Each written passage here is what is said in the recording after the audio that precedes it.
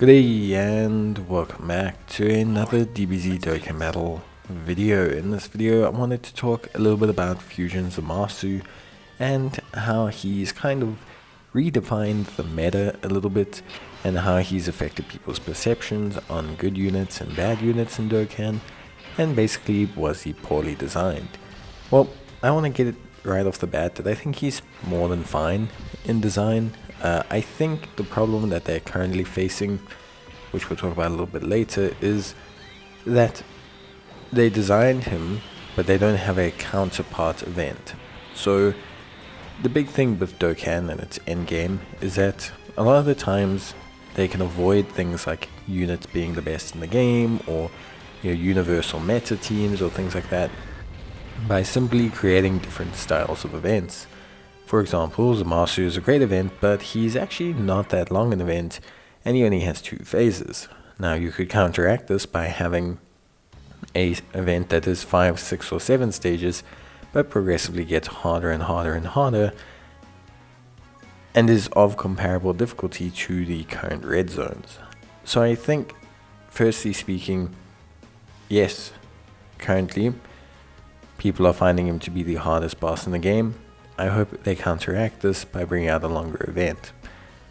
With that being said, there are things that I do understand people having frustrations with. And the big thing is that because of his AoE mechanic, and because of the fact that he can super, and because basically there's only a couple units in the game that can handle that level of heat, there is kind of this really pervasive feeling of RNG. So especially when it comes to obviously community-based challenges like no item runs and things like that, I think there's a very high level of RNG that's involved that people just aren't necessarily thrilled with. And it's understandable. It's not always great when the RNG feels like a presiding factor over team building. I think when you look at like team building in Dokkan, or you want to obviously where do players create their value, it's in being able to build teams with their favorite characters. So the first thing you need events that are accessible to a lot of characters, and then secondly you need enough events that people can build different varieties of teams but still have accessibility to the same event. And secondly, you also probably need distinct versions of units. For example, you probably need a Trunks that can stack for long form events, as well as having a Trunks that's pretty good in short form events. The problem with the latest iteration of red zones, and with some of the latest hardest content that's come out, I think it's just been a little bit too orientated around shorter form content, AoE content, and so it's forcing a lot of people and a lot of builds of units to become homogenous. We're seeing a lot of 20% damage reduction, 30% damage reductions, 1 turn guard, 2 turn guard, 3 turn guard units, and I think a lot of this is because of things like Fusion Zamasu. So I think a lot of this is kind of steering the meta. A lot of units are having to come out with damage mitigation mechanics that only last a couple turns, because the rest of their kits require them to build up, or fire super attacks, or build themselves up as units, and without these mechanics they would just get shredded instantly.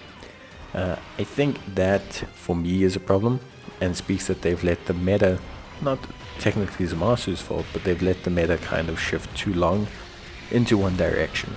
I think when you do stuff like that, what you do is you cause the weighting in the community and the way people view units to become very skewed. For example, a lot of people just don't really like Android 21. She's not a bad unit in any way, shape or form, but people just don't seem to really get on board with her because she doesn't solve any of the Android's team's issues. She's a fun unit, she's got a fun leader skill, she can create a lot of really nice powerful teams that can do a whole bunch of other content. She can facilitate teams that can potentially take on Zamasu, but she doesn't technically beat Zamasu, if that makes sense. So what that means is people immediately start to kind of devalue her a little bit. And I think that's the only sad thing right now. Beyond that, I think Zamasu, for me, has really pushed like people's agenda of evaluating units solely on one event.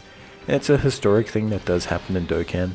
People pick one event that is, the hardest event in the game, and then every unit is kind of evaluated against that. And it is perpetuated by the online community. I mean, I do Red Zone reviews, and a lot of the times the first thing you'll test them in is against Zamasu, because testing them against Zamasu generally means if they do well against Zamasu, chances are they probably do well in every other event. And that is the case. Like, it's not necessarily all such a bad thing.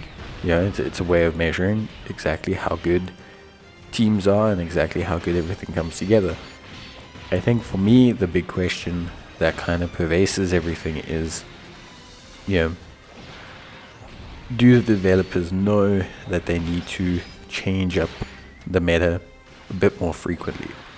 I think what they could do is, instead of giving us every 6 months a new level of power, just give us a new event of the same power but that is structurally different. And I think you'll find that people will have a lot more fun with that and a lot more experimentation with that.